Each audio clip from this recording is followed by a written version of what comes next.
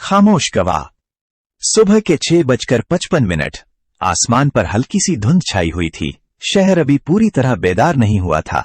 अयान ने अपनी मोटरसाइकिल पुरानी रेलवे यार्ड के बाहर रोकी। सामने जंग आलूद रेल की पटरियां दूर तक फैली हुई थी।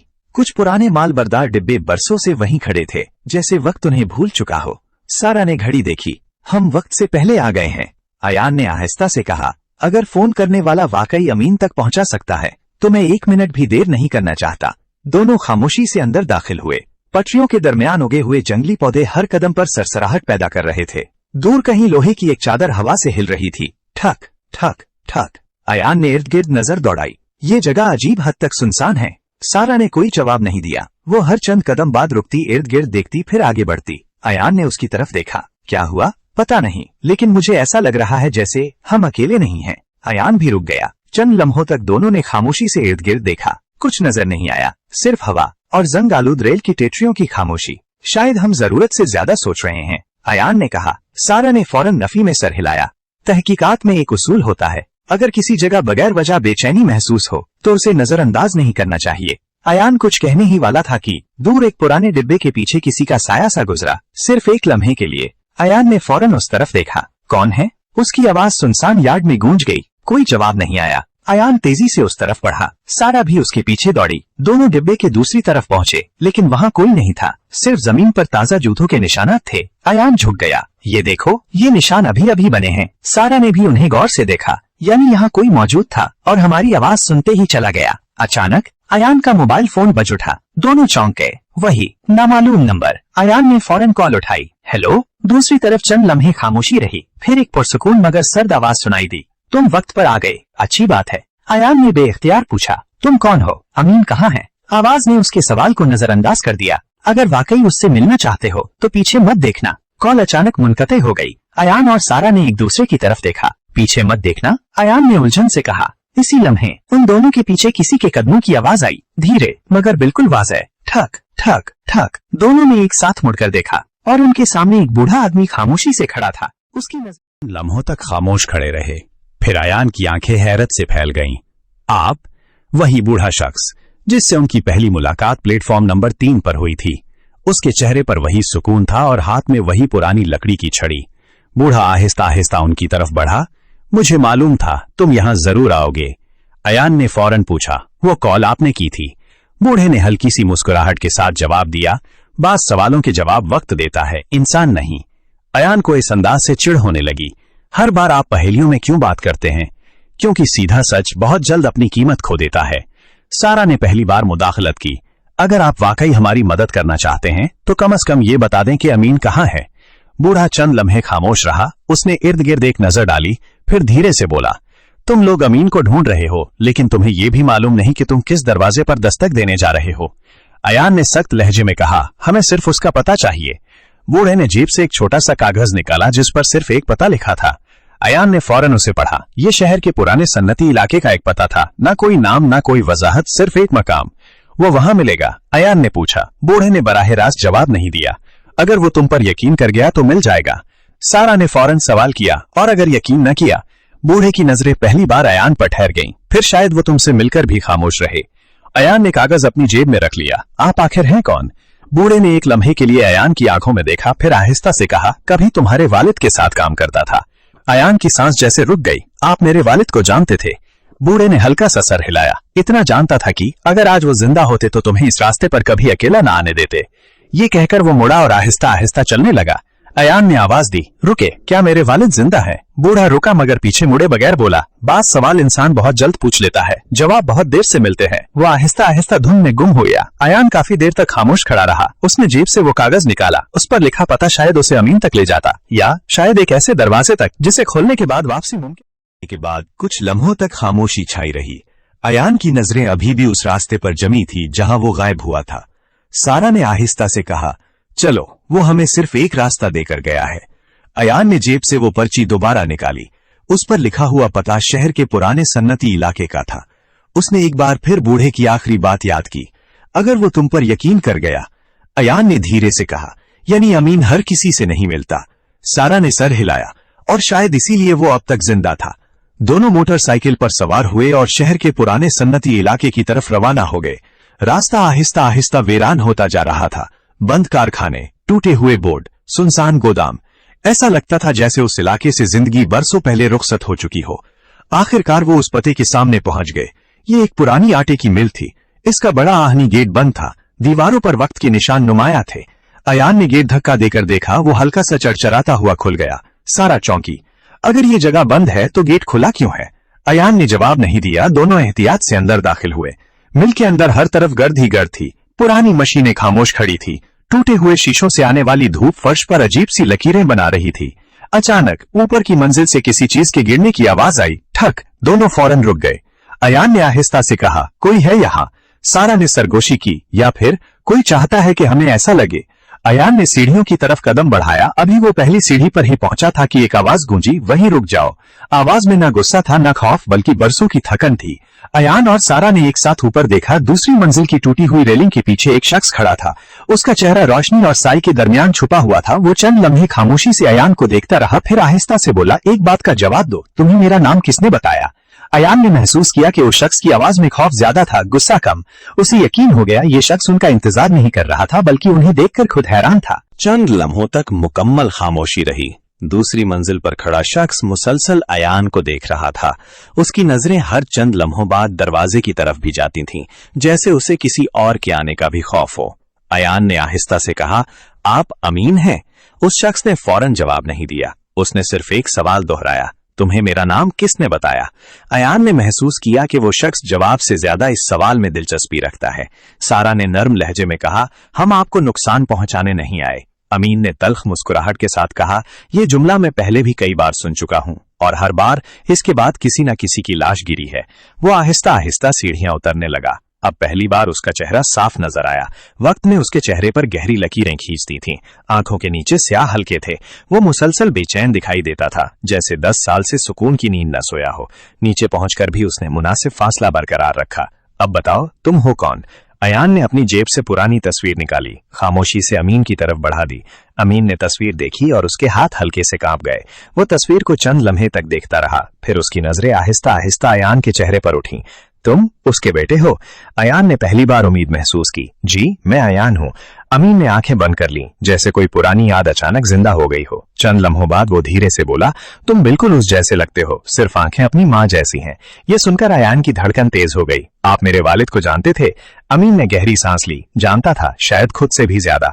लेकिन अगले ही लम्हे उसके चेहरे का रंग बदल गया। उसने फौरन चारों तरफ देखा, फिर तकरीबन सरगोशी में बोला, तुम्हें यहाँ नहीं आना चाहिए था। बहुत देर हो चुकी है, या शायद बहुत जल्दी।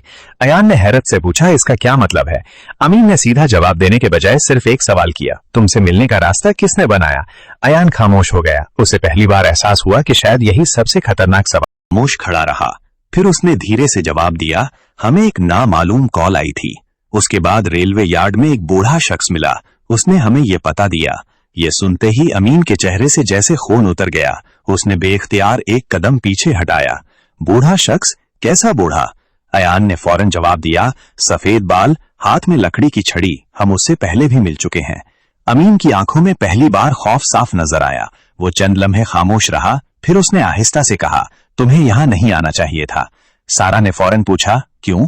अमीन ने कड़वी मुस्कुराहट के साथ जवाब दिया, क्योंकि अगर उसने तुम्हें मेरे पास भेजा है तो इसका मतलब है कि वो जानता है कि मैं अभी जिंदा हूं।